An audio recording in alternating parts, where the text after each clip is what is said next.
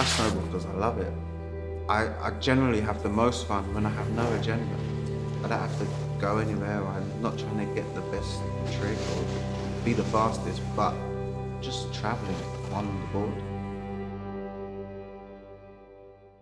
I'm Campbell. I'm from Luton. Young, growing up in the town, being Jack the lad with my friends, got into some trouble, ended up going to prison. I got put on remand, which was like the worst thing that could ever happen to me or my family. Just basically I was here one day and the next day I wasn't. Got out of that situation and I moved up into Milton Keynes. I needed a job and I couldn't get a job anywhere, dude. I tried thousands of places and the one reply I got was Snowdon, Milton Keynes. When I first got there, believe it or not, they put me on the till.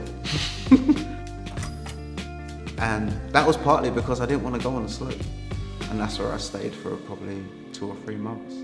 Until one of the instructors egged me on, then that was kind of the turning point for me. That was like, okay. It seemed such a challenge just to get them first turns. And when they were achieved, it was such a good feeling. That when I saw everything else that the guys were doing on snowboards, I was like, cancel everything else. This is my life. From now on, I'm doing this. And that's pretty much what happened. I dropped everything that I was doing before. A lot of my old friends that I'd done a load of crazy, stupid stuff with. And when the phone calls came like, oh, let's go here, let's do this. Every penny I had, every minute of my day, if I wasn't working at the Snowdome, I was snowboarding. What's the point? I'm freezing cold. I'm not supposed to be out here in this cold. Fuck. I'll have one more.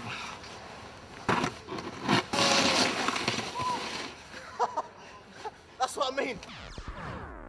When I started, people who were snowboarding generally got into snowboarding through skateboarding or surfing. Well, my name is Phil Young. I have been snowboarding since 1986. I was at college with a couple of friends of mine and we had a ski trip and a friend of mine had come into college, a guy called Darren Robinson, and he came back from a trade show with a French magazine and it had a picture of a guy on a snowboard. We didn't know it was a snowboard, it was a guy surfing on snow. And we were going on the ski trip and we thought, yeah, we're gonna have some of that.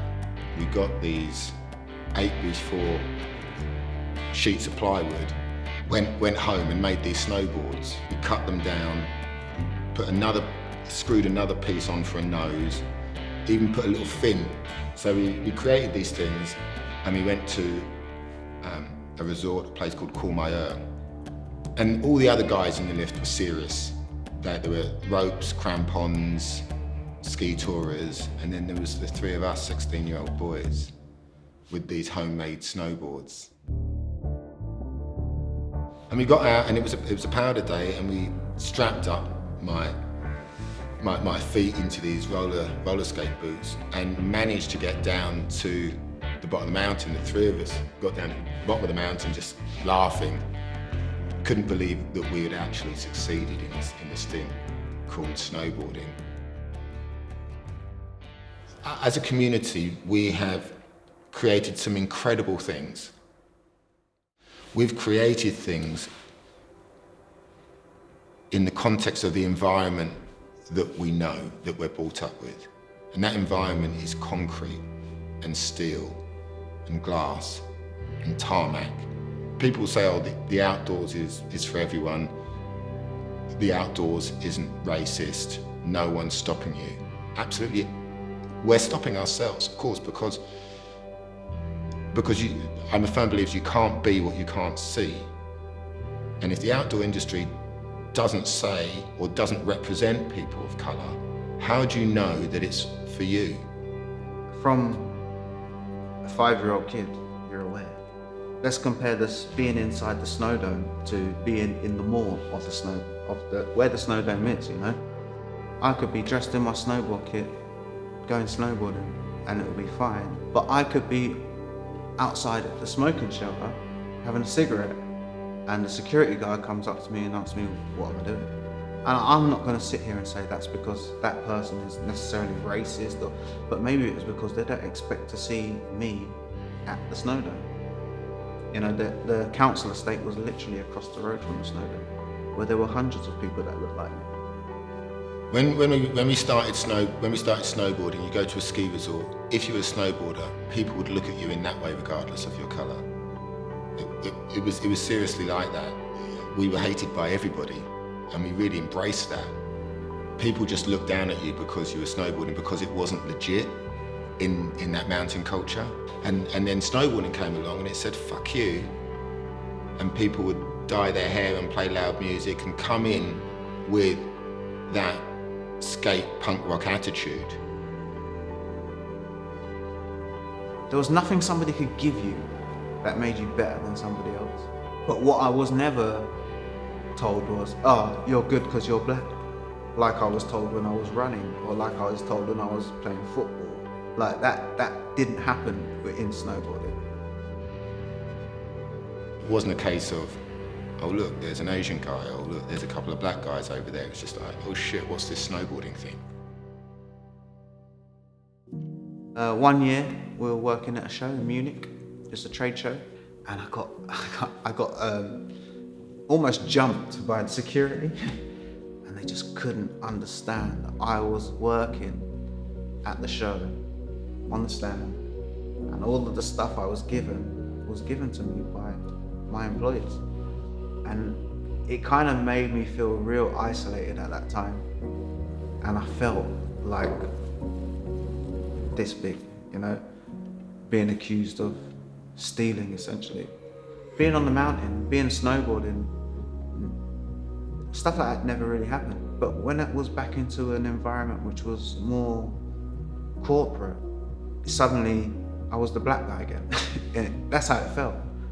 Things like that made me say, get me to the mountains, because this is not happening to me when I'm on the snowboard and I'm working in a snow park or I'm building, you know, it was just my escape and my release.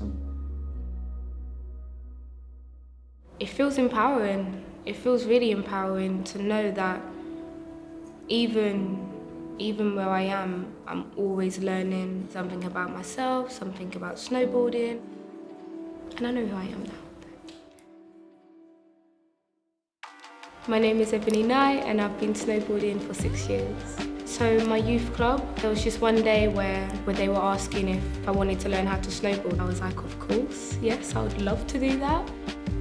First time at Hemel, I was just more excited. I was like, I had like this nervous excitement. They found out about snow camp because they saw us there. I didn't expect that I would get a qualification or get a job out of it. I started the Excel program. They took us out to Pila for a week, and that was my first ever time on the mountain. Just seeing the mountains and the view for the first time in my life, and I was like, this is what I would have never expected in life, and to be able to have that opportunity as someone that would have never thought I could go on a board and like go to the mountains and see snow. This is something that I want to continue doing.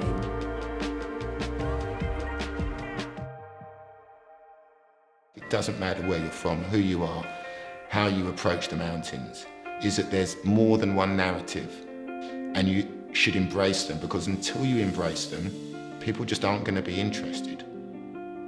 When you're snowboarding, all you can hear is what your board is doing. You feel that running through your body, and it's a release. Snowboarding is a release. Me, I'm black and I snowboard and I love it.